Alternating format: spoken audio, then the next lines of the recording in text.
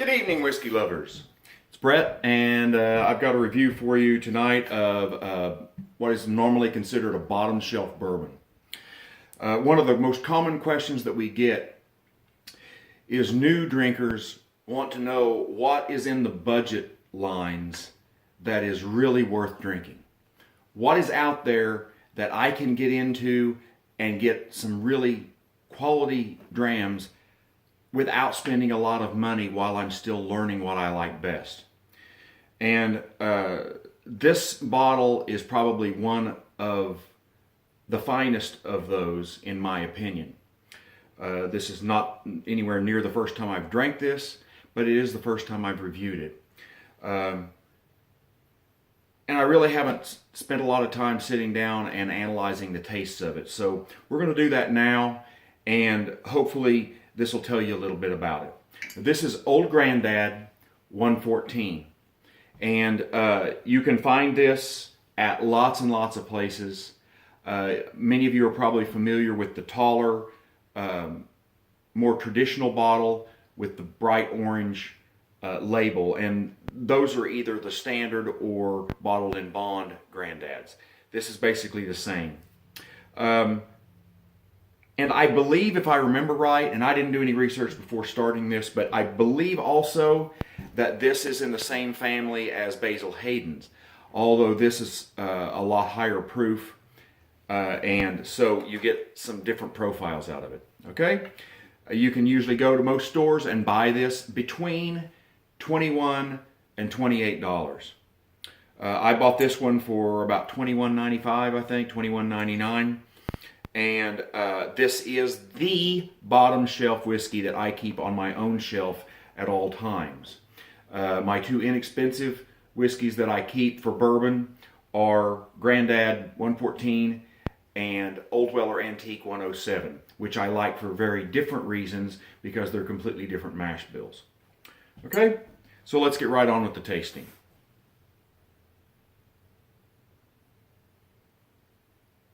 One of the things that I really like about Old Grandad 114 is the great balance you get between sweet and spice.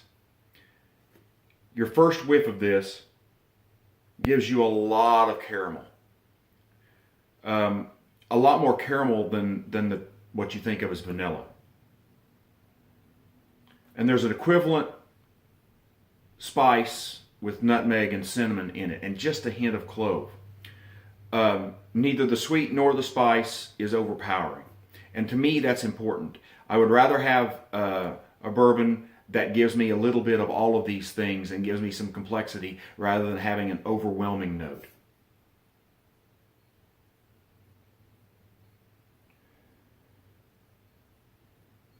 As I accustom myself to the spice and the caramel, I start to get some notes of cherry coming out. And that fruit really comes forward after the spice starts to dwindle in your nose. There's just a hint of licorice in the nose that, quite honestly, I've never noticed in the past, probably because I just simply wasn't looking for it. I was just drinking it. And finally, as I've gotten used to these other scents, I'm getting some true vanilla out of it. And there's some freshly sawn wood. I think my buddy Andrew likes to describe a similar note as pencil shavings. I don't ever think of it quite as pencil, but a freshly sawn wood scent.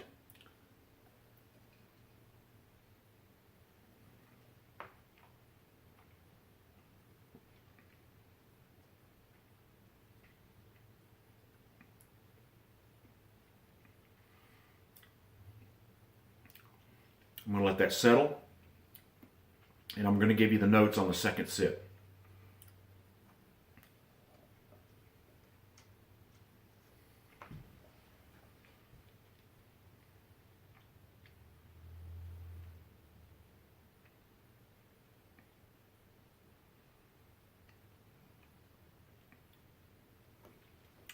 Again, it stays very balanced.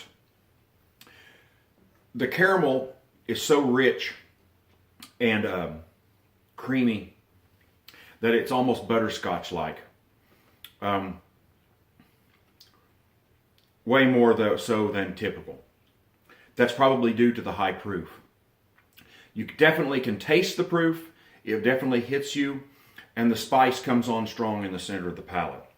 You get some really, really strong cinnamon, almost like a red hot cinnamon. And a clove and pepper note hit you pretty good in the back end of the palate.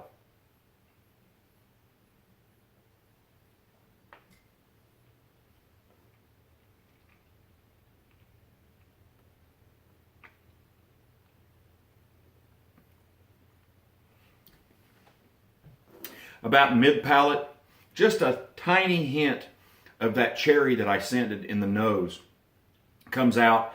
It's not very strong, and it mixes with the arrival of a little bit of a tobacco flavor.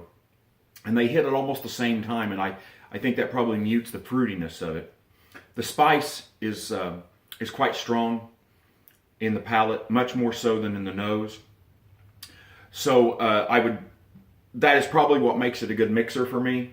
I love things like Weller's and some other wheaters. But for me, wheaters usually aren't that great of a mixer because they don't hold up well because they're too sweet and creamy.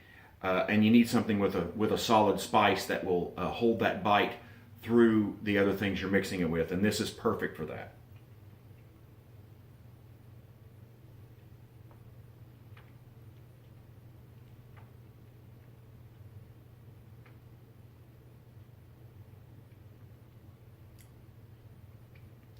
At the very end of the palate, you get a little bit of that licorice note again. And the first thing that hits you on the finish is a really strong note of that fresh sawn wood. That's really in your face at the beginning of the palate. And that turns into a carryover of the spices. And you get a long, almost red hot type cinnamon that sticks with you for a very long time. You get a hit in the back of your throat when you swallow, so you do get a stronger note of the actual alcohol strength of this at the finish than you do throughout the rest of the drink. This is a warming type bourbon because of the spice and also the proof. It will stand up to anything you want to mix it with. I truly would recommend this to pretty much anybody, especially for its price. I believe this is head and shoulders above most other bourbons in its price range. And to me, there's just no comparison between it and its supposed big brother, Basil Hayden's, which I see as a nice starter bourbon, but as not very memorable and something that most people grow out of very fast.